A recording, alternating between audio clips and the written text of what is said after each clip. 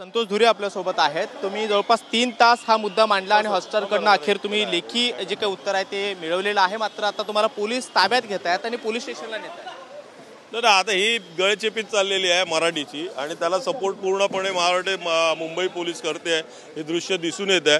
3 तास जर आम्ही संयम बाळगून असू आणि तरी पण कुठल्याही प्रकारचं आम्हाला पोलीस प्रशासनाकडून जर आम्हाला हे मिळत नसेल तर हे चुकीचंच चाललेलं आहे ना।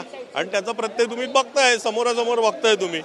पाहतो की मनसे नेत्यांना आता पोलीस स्टेशनला नेण्यात येत आहे। हॉटस्टारच्या त्या OTT कार्यालयामध्ये जेव्हा वरती जाण्याचा आक्रमकपणा या मनसे नेत्यांकडून घेण्यात आलेला होता, त्यामुळे काही प्रमाणामध्ये आतमध्ये आक्रमकपणे घुसण्याचा प्रयत्न करण्यात आलेला होता। सगळे ॲक्सेस बंद करण्यात आलेले होते, तरी सुद्धा या सगळ्या कर्मचाऱ्यांना ॲक्सेस मिळवण्यासाठी ती काही संतापाची त्यांची भूमिका होती ती सुद्धा पाहायला मिळालेली होती। आणि अखेर आता पोलीस मनसे नेत्यांना ताब्यात घेत आहेत, पोलीस स्टेशनला नेत आहेत आणि त्यानंतर पुढची रीतसर कारवाई जी आहे ती सुद्धा या पोलिसांच्या माध्यमातून केली जाणार आहे। आपण पाहतो की संतोष धुरी, त्याचबरोबर केतन नाईक आणि अमेय खोपकर यांना सुद्धा आता पोलिसांनी पोलीस ठाण्यामध्ये न्यायला सुरुवात केलेली आहे। सगळे मनसेचे पदाधिकारी इथे जे जमलेले होते, या मराठीच्या मुद्द्यावरून सगळ्या पदाधिकाऱ्यांनी जी काही आक्रमक भूमिका घेतली होती, त्यानंतर पोलिसांनी आता कारवाईला सुरुवात केलेली आहे। आपण पाहतो की जवळपास 3 तास पोलिसांच्या उपस्थितीमध्ये मनसे नेत्यांनी आपली भूमिका हॉटस्टारच्या व्यवस्थापनाला कळवलेली होती आणि मराठीमधून समालोचन जे आहे ते क्रिकेटच्या सामन्यांचं केलं जाईल असे लेखी उत्तर आम्हाला मिळावं अशा पद्धतीची मागणी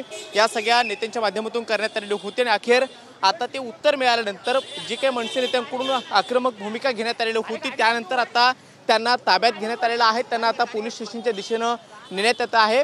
NN जोशी मार्ग पोलीस ठाण्याचे हे सगळे पोलीस अधिकारी आहेत, ते जवळपास 3 तासापासून याच परिसरामध्ये होते, हॉटस्टारच्या कार्यालयामध्ये उपस्थित होते आणि अखेर त्यांना आता ताब्यात घेण्यात आलेलं आहे आणि त्यांना पोलीस ठाण्यात नेऊन पुढची रीतसर जी काही प्रक्रिया आहे, कायदेशीर प्रक्रिया आहे ती पूर्ण करून त्यांना सोडलं जाईल अशी देखील माहिती आता पोलिसांच्या माध्यमातून देण्यात आली।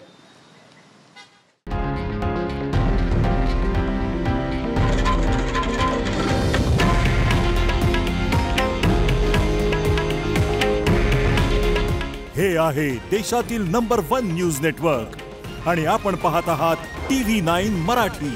काळजी तुमची, हित महाराष्ट्राचं।